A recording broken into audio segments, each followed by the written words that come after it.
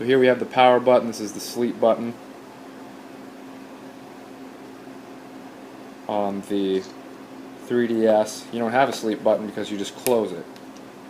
So you can see they both pop right back to life instantly, which is impressive. Volume on the 3DS.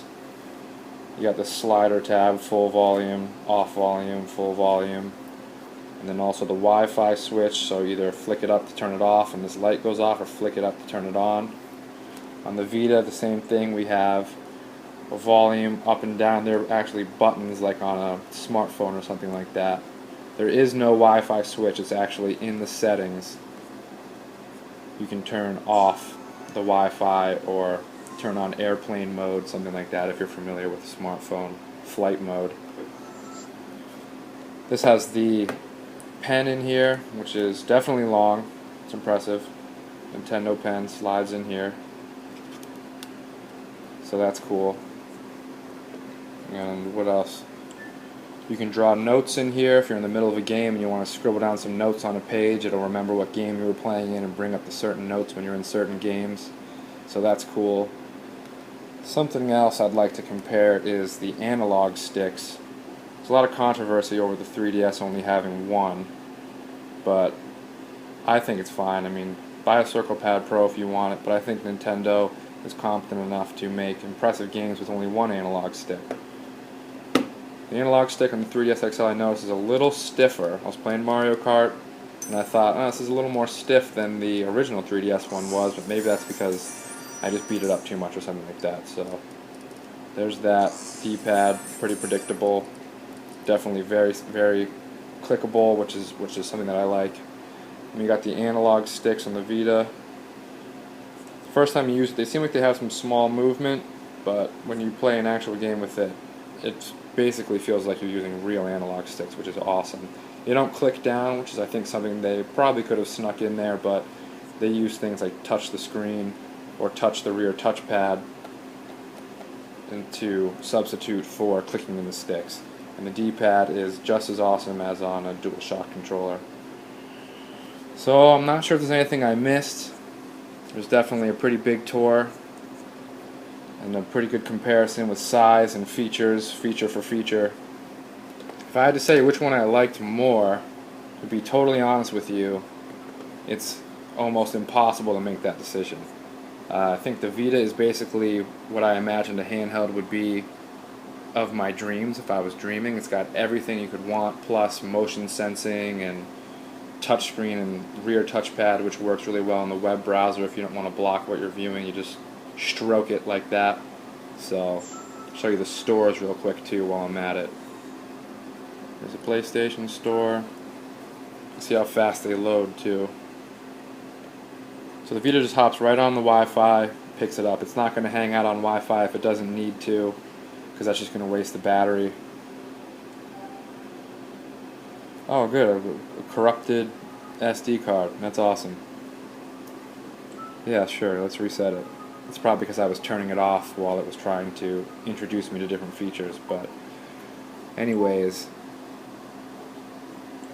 let's just hop back in the store on there. Here's the store with the Vita. It's got this nice little bar up here, or this bar down here. You got your downloadable Vita games, which are cheaper than if you were to buy them retail, which is awesome.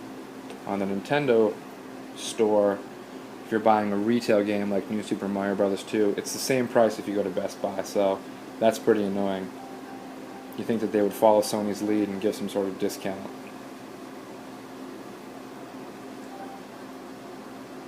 So it's saying, hey, you have some updates. There's an update for Mario Kart, but I don't feel like downloading that right now because I'm hanging out with my YouTube friends. You know what I mean.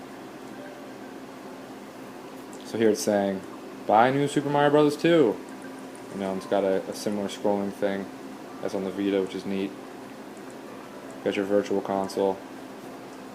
The only thing you can get on here is Game Boy games, black and white Game Boy games, which I think is pretty lame.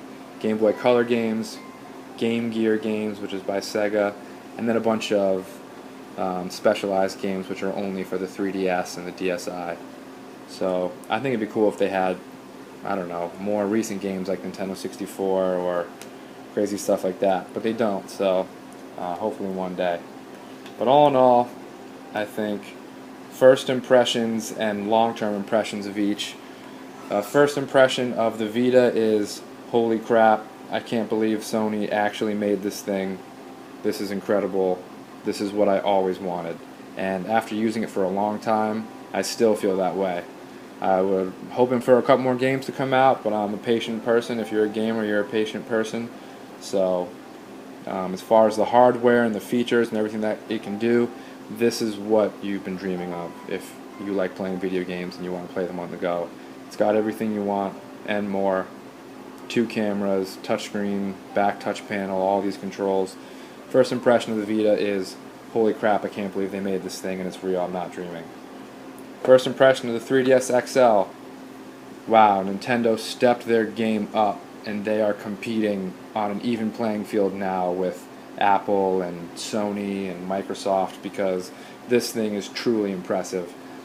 I would describe this as a Nintendo tablet. If someone asked me what is that, I would say this is the Nintendo tablet, because it's that big, it's that colorful, it's that impressive, battery life is awesome, this thing can do it all. So I would describe this as the Nintendo tablet. It's that huge.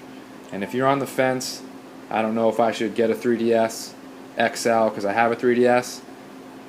Get a 3DS XL. I'm not even kidding. This thing will blow your mind the second you get it. You will never be able to go back to the original 3DS. The screen alone is like 10 times bigger.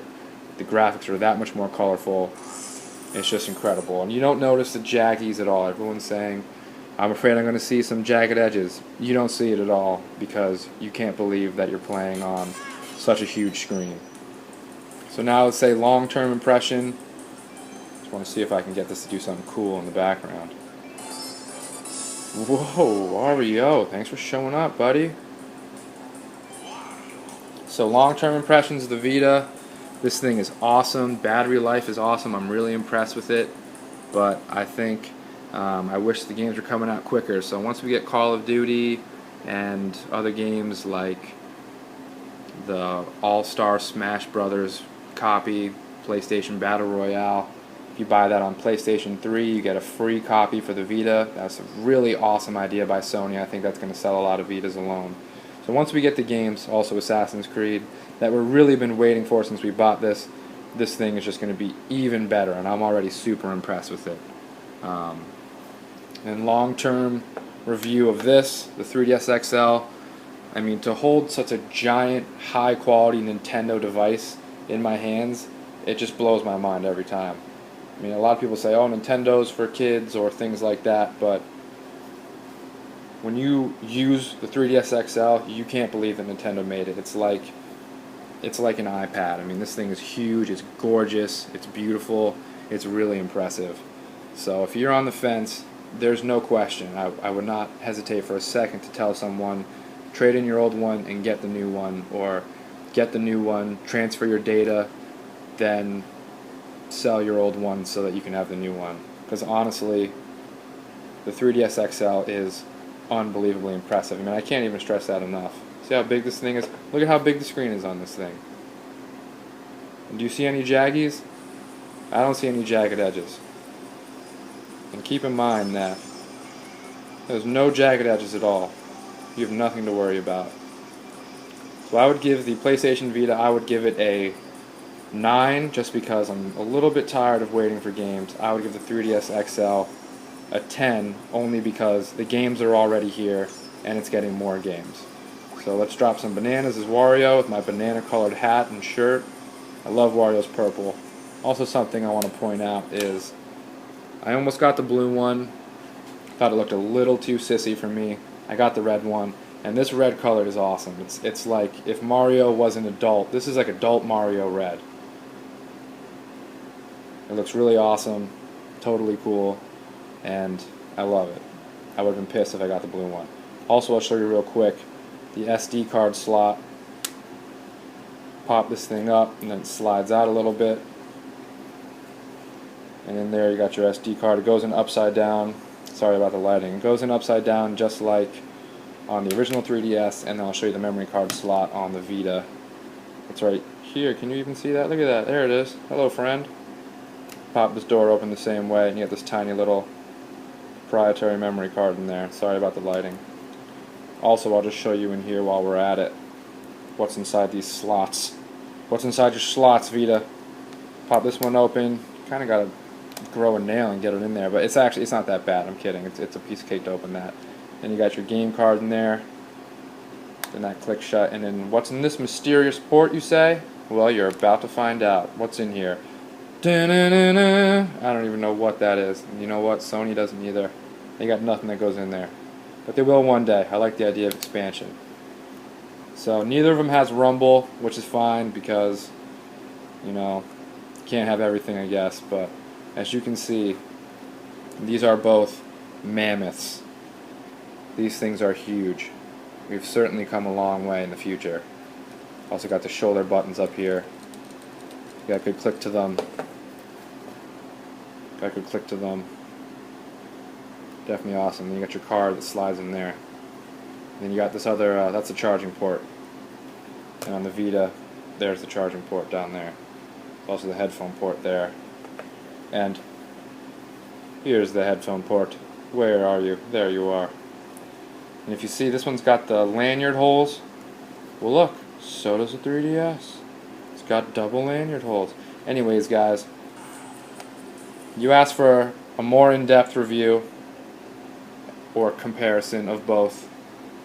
Now you have it. If you got any more questions, post them in the comments. I'll be happy to answer it. Both these are at full screen brightness. You can see they both look really good. But I just want to point out, there's no jaggies. There's no jagged edges.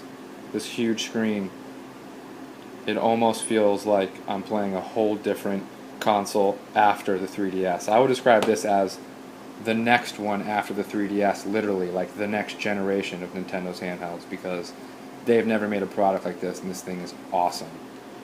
The Vita is also awesome. I love them both. I can't decide between my two children, and that's why I have two children.